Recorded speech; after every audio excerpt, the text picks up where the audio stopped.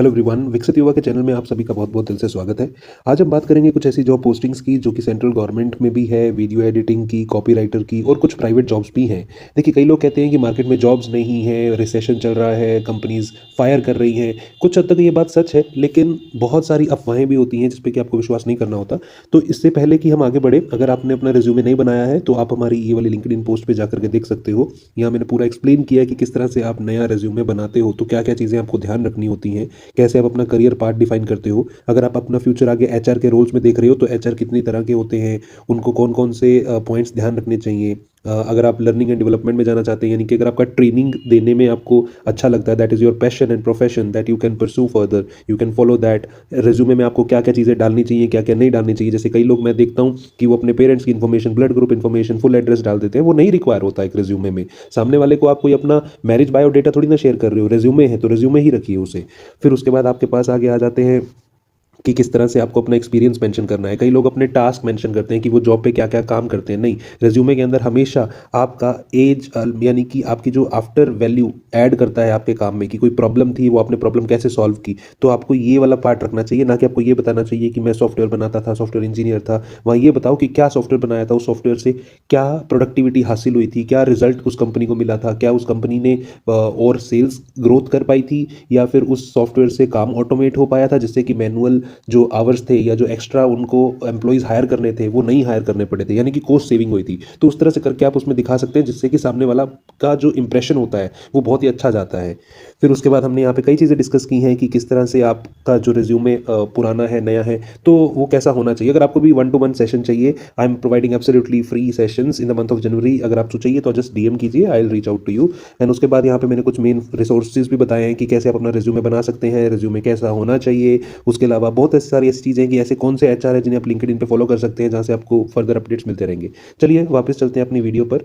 तो सबसे पहली जॉब पोस्टिंग है हमारे पास मिनिस्ट्री ऑफ होम अफेयर्स में, वीडियो एडिटर की। तो इसमें जो भी आपको देख रहे हैं कि क्या क्या अपने को चाहिए, 65,000 पर मंथ की सैलरी है, दिल्ली में पोजीशन है।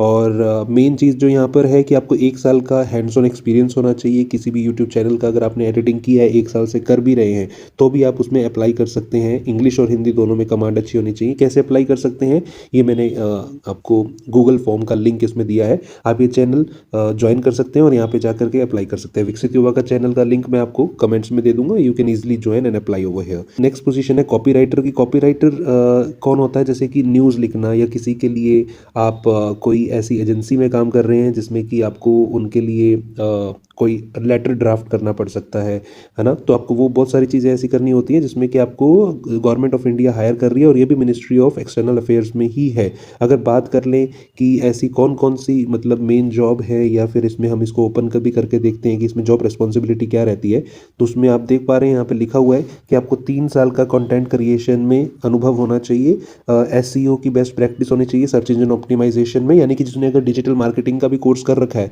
और 3 साल का अगर उसको एक्सपीरियंस है, तो वो भी यहाँ पे आप अप्लाई कर सकते हैं। लेकिन आपको इसका लिंक कहाँ से मिलेगा, वो मैंने लिंक आपको यहाँ पे डिस्क्रिप्शन में दे दूंगा, चैट सेक्शन में जाकर के आपको लिंक भी मिल जाएगा, यू कैन अप्लाई। ये भी गूगल फॉर्म के थ्रू ही अप्लाई होगा, और इनकी सैलरी 1,20,000 से स्टार्ट है। तो सोच करके देखिए कि अगर आपको 1,20,000 का पर मंथ का पैकेज मिल रहा है, इसका मतलब आपको पूरे साल में 14 लाख से भी बढ़ करके का आपको पैकेज मिलेगा, यानी कि 15 लाख 14 लाख के आसपास पैकेज अगर आपको दिल्ली में मिल रहा है, तो आप एक अच्छी लाइफस्टाइल जी सकते हैं। ऐसा नहीं है कि जॉब्स अवेलेबल नहीं है, लोग डराते हैं, धमकाते हैं। मतलब आपको सोच के देखिए कि अगर गवर्नमेंट ऑफ इंडिया के अंदर सर्व करने का मौका मिलता है एज ए कॉपी तो कितनी अच्छी बात है। लेकिन लोग ऐसा ही बोल करके मतलब कितना फियर पैदा कर देते हैं कि जॉब्स नहीं है, आजकल लोगों को फायर किया जा रहा है। अरे लेकिन लोग सच मानिए कोशिश ही नहीं करते हैं, ढूंढने की कोशिश नहीं करते हैं। Where there is a will, वहाँ पे आपको ज़रूर डेस्टिनेशन मिलता है। जब आपके इल ही नहीं है, आपकी इल विल है, आप चाहते ही नहीं है कुछ करना, कहते हैं ना हम, जहाँ चाह वहाँ रहा। आपको राह तभी मिलेगी जब आपकी चाहत होगी। कुछ प्राइवेट सेक्टर्स में जॉब है, जैसे कि डेलॉयट जो है आपका वो हायर कर रहा है कौन से बच्चों को, जिन्होंने बीबीए एलबीए की है, तो जिनको 6 ईयर्स का एक्सपीरियंस है, चाहे वो फ्रेशर्स है। देखिए साफ लिखा हुआ है यहाँ पे, फ्रेशर्स टिल 6 ईयर्स, तो आप अप्लाई कर सकते हैं, इसमें कोई दिक्कत नहीं है।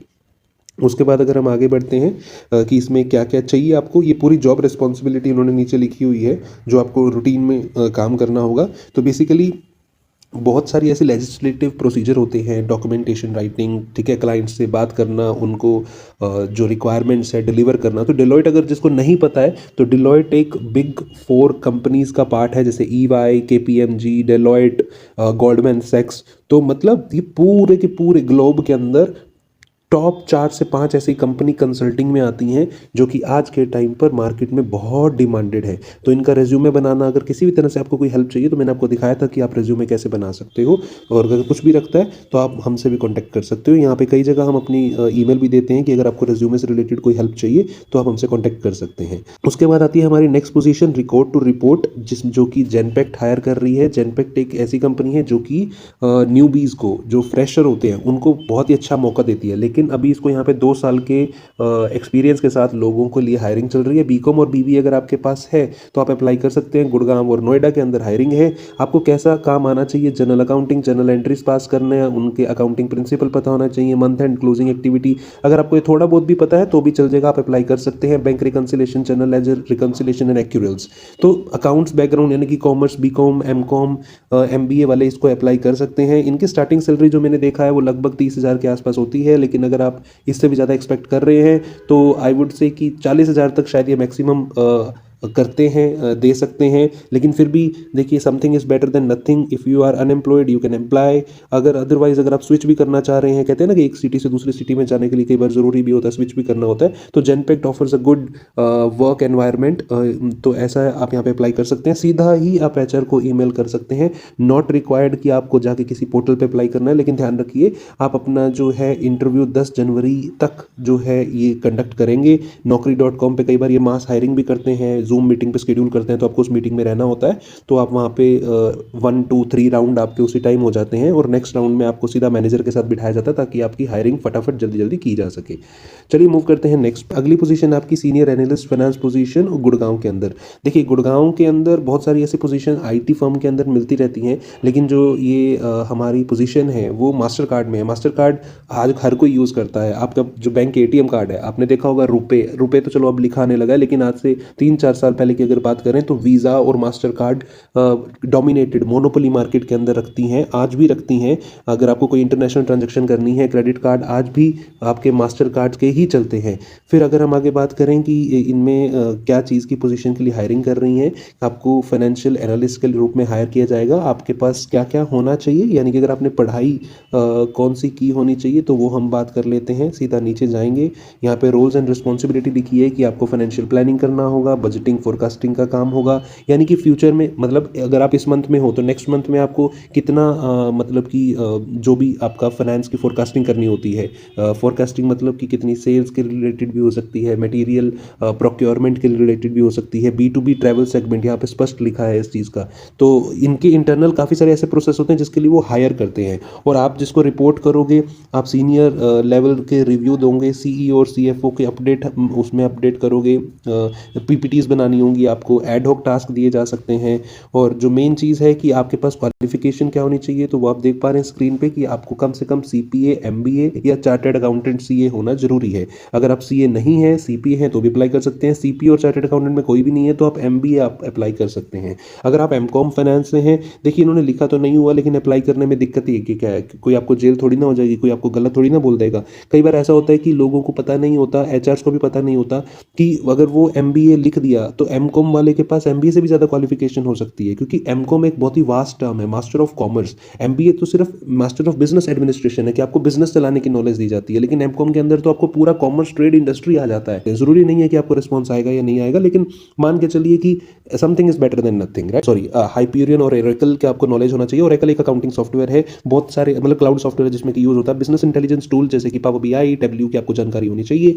और उसके बाद अगर हम बात कर रहे हैं नेक्स्ट पॉइंट्स पे, सेल्फ मोटिवेटेड, प्रूवन ट्रैक, तो ये तो जनरल क्वालिफिकेशंस है जो कि हर किसी के अंदर होनी ही चाहिए, यानी कि आपके अंदर संस्कारों की कमी नहीं होनी चाहिए, एथिक्स होने चाहिए, कूट कूट के भरे होने चाहिए, है ना, लोगों से प्यार से बात करनी चाहिए, आपको किसी से लड़ाई झगड़ा नहीं करना। अगर आपको भी अप्लाई करना है तो आप अप्लाई कर सकते हैं। देखिए, इंटरव्यू देते रहना चाहिए, अप्लाई करते रहना चाहिए, कोई पता नहीं कब आपकी जॉब रिस्पॉन्सिबिलिटी कहाँ पे आपको मीट कर जाए, and you can break the deal. Thank you very much for watching, see you tomorrow in the next video. However if you want to apply, मैं आपको लिंक दे दूंगा, वहाँ से आप अप्लाई कर सकते हैं। कोई हेल्प चाहिए तो भी कर सकते हैं, मुझसे कॉन्टैक्ट ईमेल भेजिए dixitयुवा2047@gmail.com पर, और अदरवाइज आप व्हाट्सएप चैनल और ग्रुप पे ऐड हो जाइए ताकि आपको रेगुलर अपडेट्स मिलते रहें जेन्युइन जॉब अलर्ट्स के साथ।